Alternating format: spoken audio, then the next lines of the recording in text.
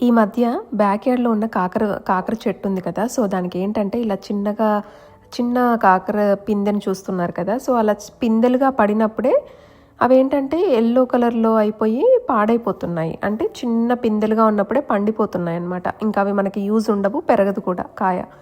So, అలా మేమేం చేసేవాళ్ళం అంటే ఎప్పుడు అలాంటివి చూసినప్పుడల్లా కట్ చేస్తూ ఉన్నాము. ఈ మధ్య ఎక్కువగా చూస్తా ఉన్నాము. సో, నేను అమ్మమ్మతో మాట్లాడుతూ ఉంటాను కదా! సో, మా అమ్మమ్మ ఏం చెప్పారంటే రెగ్యులర్‌గా నేను ఫోన్ చేసి చెప్తూ ఉంటాను కదా! అప్డేట్స్ ఇస్తూ ఉంటాననమాట చెట్ల గురించి. సో, అలా చేస్తున్నప్పుడు ఏం చెప్పారంటే ఇలా వాటర్‌లో పసుపు కలిపి, పసుపు నీళ్ళు ఇలా మనకి వర్షం పడినప్పుడు చినుకులు పడితే చెట్టు మీద ఎలా ఉంటది అలా మొత్తం చెట్టంతా కూడా స్ప్రే చేయమని చెప్పారు పసుపు నీళ్ళతో. సో, అలా చేస్తే కొంచెం అది అలా పండిపోవడం, కాయలు ఆ పిందెలుగా ఉన్నప్పుడు పండిపోవడం అనేది కొంచెం తగ్గుతుందని చెప్పారనమాట.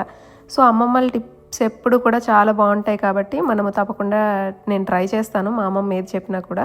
సో, అలా మీకు కూడా ఏమైనా హెల్ప్ అవుతుందేమో అనేసి షేర్ చేస్తున్నాను. అలాగే మీ దగ్గర ఏమైనా ఐడియాస్ ఉంటే కూడా చెప్పండి. ఇలా పిందెలుగా ఉన్నప్పుడే స్టార్టింగ్‌లో ఉన్నప్పుడే అలా పాడైపోతే మీరేం చేస్తారు ఇంకా ఫ్యూచర్‌లో అలా అవ్వకుండా అనేది నాతో షేర్ చేయండి. తప్పకుండా నేను ఫాలో అవుతాను. అండ్ చెట్టంతా కూడా ఇప్పుడైతే పసుపు నీళ్ళతో చల్లేసాను, స్ప్రే చేసేసాను. అండ్ మిగతా చెట్లకు కూడా చేయమని చెప్పారు. బట్ నేను ఓన్లీ